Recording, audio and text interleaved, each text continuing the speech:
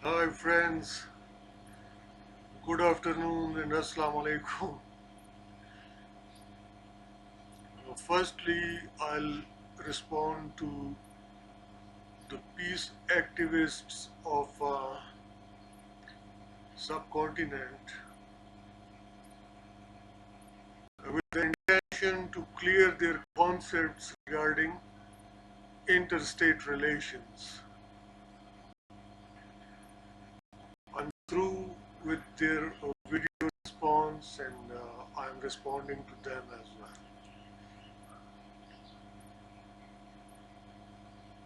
Interstate relations are always based upon mutual interest.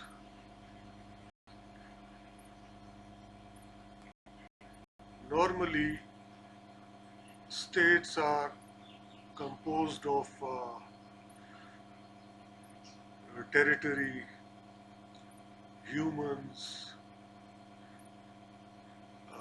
specific geographical borders, etc., and sovereignty.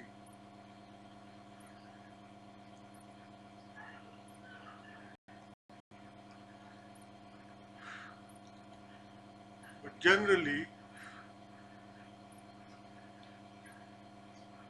emotions are being kept away from interstate relations.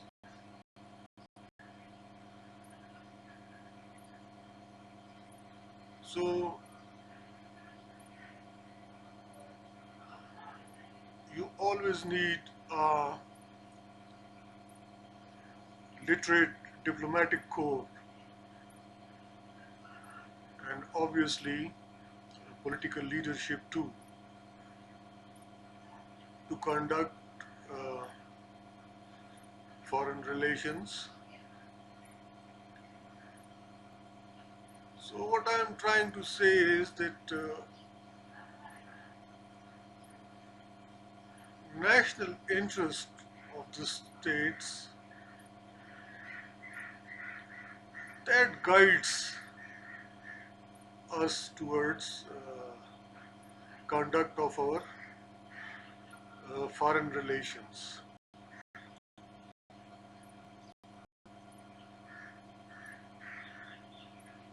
Love and affection and other human emotions have something little to do with that. Though these sentiments are always involved because the humans they conduct the state affairs. And obviously some love, some affection, some regard, if it is there in the hearts of the diplomats negotiating some treaties, some agreements with each other, that counts a lot in concerning interstate relations.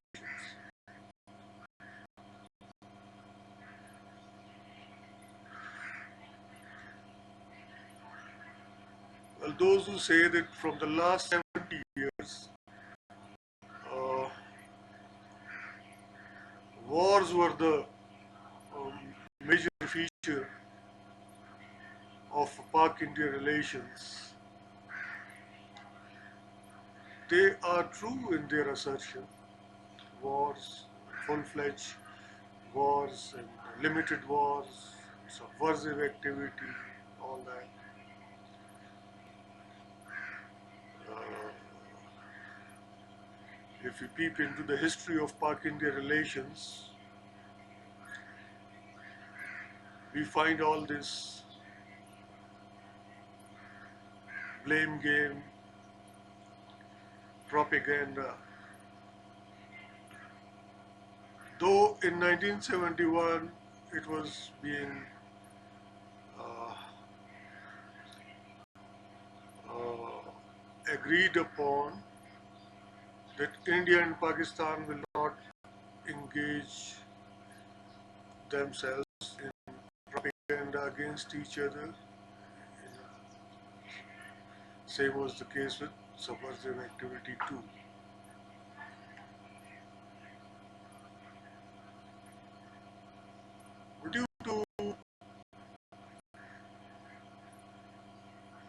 Kashmir issue between both states,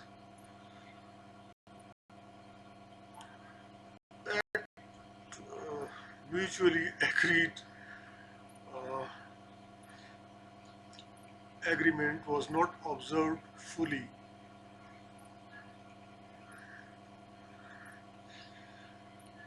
and rampant violations, especially on part of India, were made time and time again. And as I have narrated earlier,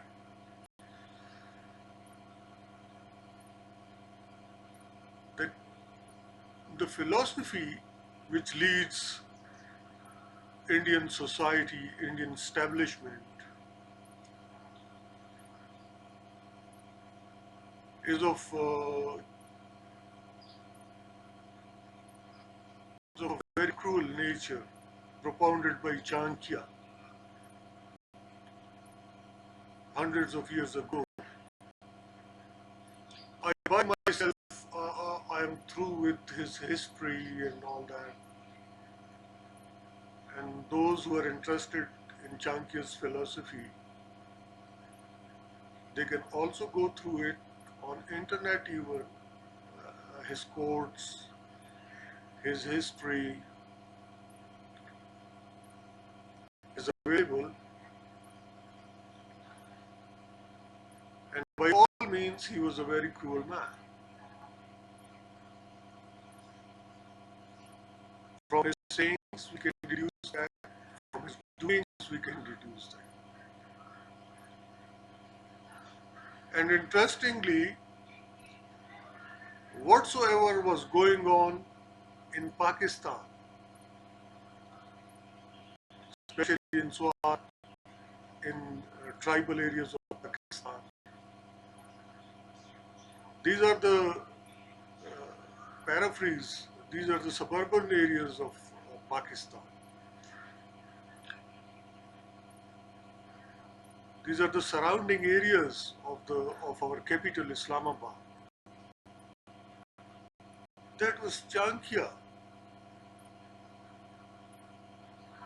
who had propounded this strategy that uprising shall start in the suburban areas, in periphery, and then those people finally had to dominate the center or to capture the center. Pakistan Armed Forces, they had successfully curbed the uprising in Swat, then in tribal areas, especially in North Waziristan, which was the epicenter of the Chanakya's philosophy-based movement. Apparently, they were having the face of Taliban. They were hiding their real intentions behind Islam. But the way they were doing things, while killing innocent people, beheading unarmed people, that was all Chanakya's philosophy.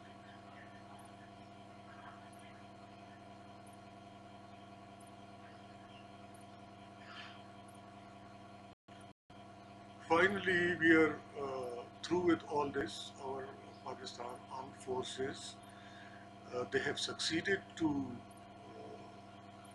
regain control of Swat and tribal areas of Pakistan. And yesterday, here, administration in Guwahati has asked the people living in our suburban areas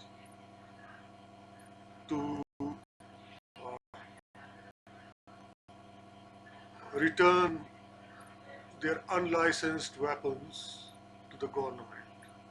So in a ceremony, huge stock of weapons has been returned by the people, because the administration here was bent upon conducting house to house search to find out unlicensed weapons. So we are heading towards total elimination of that uprising, which was based on Chankya's philosophy, supported by Indian establishment. Why they do destabilize Pakistan? Because they uh,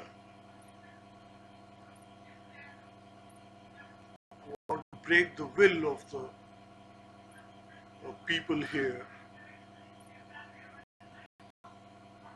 which often reflects that people of Pakistan are with the people of Kashmir, people of Indian held Kashmir, and atrocities within Indian held Kashmir will not be tolerated. Besides, the formula upon which the partition was based, partition of subcontinent was based,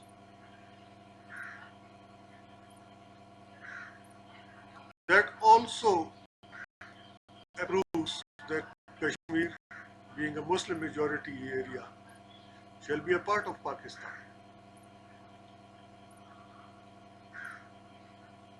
And it was Indian establishment,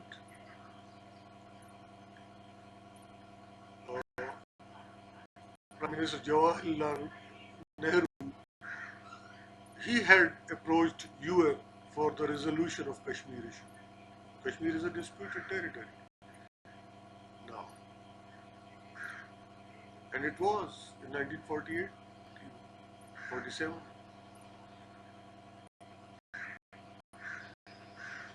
So the core issue straining Pak-India relations is Kashmir.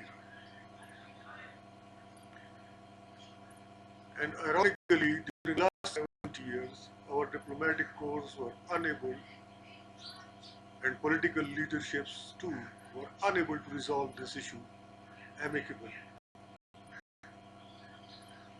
Though UN did its job by announcing plebiscite for the people of Kashmir to know their will, whether they want to be with India or with Pakistan. And India has always denied that right of self-determination to the people of Kashmir and have declared that it is their integral part, which is not.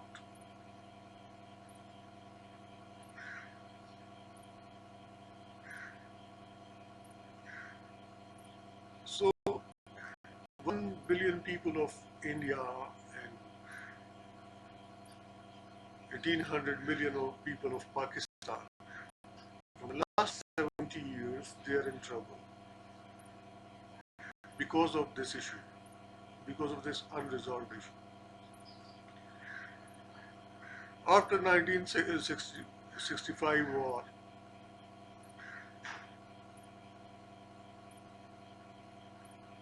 that India's premier Lal Bahadur Shastri and President Ayub Khan of Pakistan, they were called to Tashkent to reach an agreement. Tashkent agreement was signed between India and Pakistan, but Kashmir issue was left unresolved.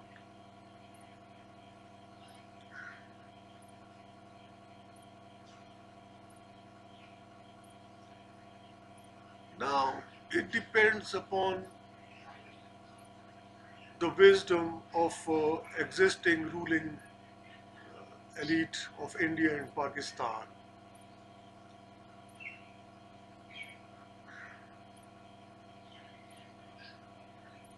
to address this core issue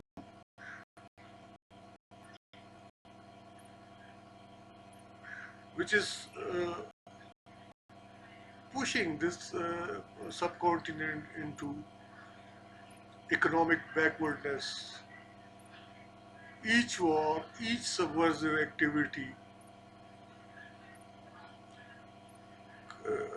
always causes economic setbacks to this region. Then,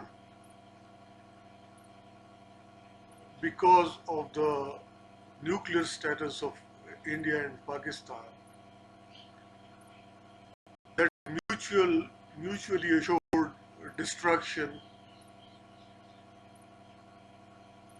has also become a cause of concern, because now, with the help of external allies and our own scientists, both India and Pakistan, they have developed their nuclear programs, and both are quite capable of destroying each other in case of war completely. So the stakes are really high. That's why uh, I had taken this issue as priority while responding to the peace activists, that they have taken a very mild view of that. That one of the peace activists says that, okay, for 70 years it was a hate-based relation, and now let us start some sort of love between India and Pakistan. States, they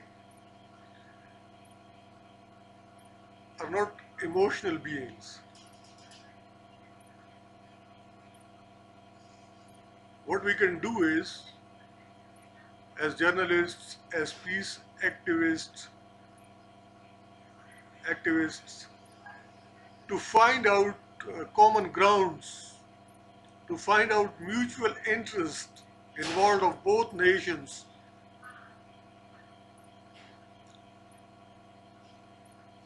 to move forward uh, in direction of better relations between India and Pakistan.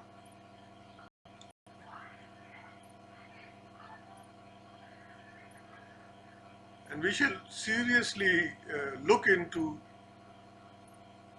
those injustices made to Pakistan, though it's a very risky affair.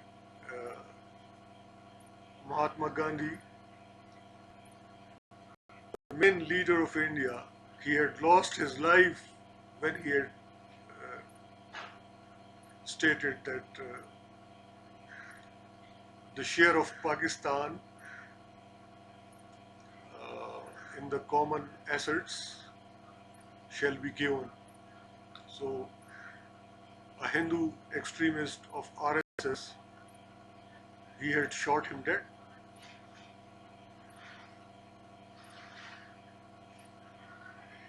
So, it is not an easy task. Extremist elements are there at both sides. And how to pacify that extremist element, that is really a big challenge before the peace-loving 1 billion and 1800 million people of subcontinent.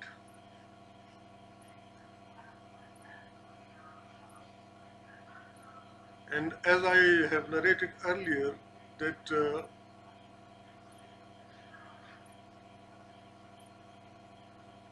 if we implement the clauses of UN Charter, which guarantees civil, economic, and political rights of our people, if we can have true democracy, within the party elections, both in India and Pakistan. By this way, we can pacify that extremist element. Especially when we give economic rights to our people, we make those extremist elements less attractive for our population, because we end dependency of our people upon upon extremist elements whom are good in providing economic assistance to their members. So the major source of attraction in RSS or in other extremist organizations is that they are well-funded organizations, and they help their members. So they do exist, and they are existing from 1947 onwards. Even before that, their existence in India can be traced out. While giving them political and civil rights to our population, in true sense of the word, again we will weaken the extremist organizations here. Because once the justice is there, once the fair play is there, once the true democracy is there, our population will find no reason to listen to the hate-related propaganda of extremist element, or to get near to them as members.